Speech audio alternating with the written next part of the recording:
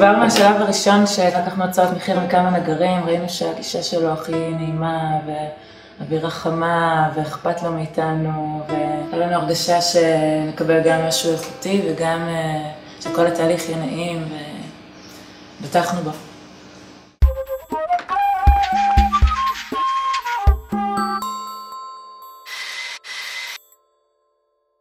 כל שינוי שבאנו או כל שאלה, תמיד הגישה שלו הייתה כן, בואו נפתור את הבעיה. אף פעם לא שמענו ממנו לא, אי אפשר.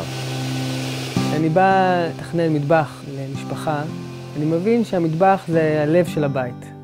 שם אנחנו נפגשים, שם אנחנו מדברים, מבשלים, אוכלים, כועסים, אוהבים, שם חיים.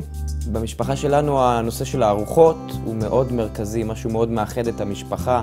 אנחנו גם אוהבים לארח, ולכן היה חשוב לנו שהמטבח יהיה מאוד מרכזי בבית, וכחלק מזה הוא חייב גם להיות פונקציונלי וגם להיראות טוב. אני חושב שכשאנחנו בבית, אפשר להגיד שרוב השעות אנחנו במטבח או סביב שולחן האוכל, הרבה יותר מאשר בסלון לצורך העניין. אנחנו רוצים ליצור ללקוח מעבר לסביבה חמימה ונעימה, גם ראית שהוא איכותי, שיש, כמו שאומרים, אבא ואמא מאחוריו. אם יש איזושהי בעיה, יש מי שמטפל בה. היה חשוב לנו על מראה של עץ פראי ועץ טבעי, ולא כל נגר יודע לעבוד עם זה, והוא ידע להציע לנו פתרונות שהם גם במראה שלהם טבעיים כמו שאנחנו רוצים, וגם הם פרקטיים ויעילים, שזה הפתרון באמת שלא מצאנו בנגריה אחרת. אנחנו לא ידענו עד הסוף בדיוק מה אנחנו רוצים, איך אנחנו רוצים שהמטבח ייראה, ואסף ידע להציע רעיונות, אפילו עשה כמה דוגמאות מעץ כדי שנרגיש ונוכל לבחור בדיוק את מה שאנחנו רוצים. וראינו איך הוא מחפש למצוא את הפתרונות לדברים שאנחנו מאוד צריכים להם פתרון. יש פה אפילו במטבח איזשהו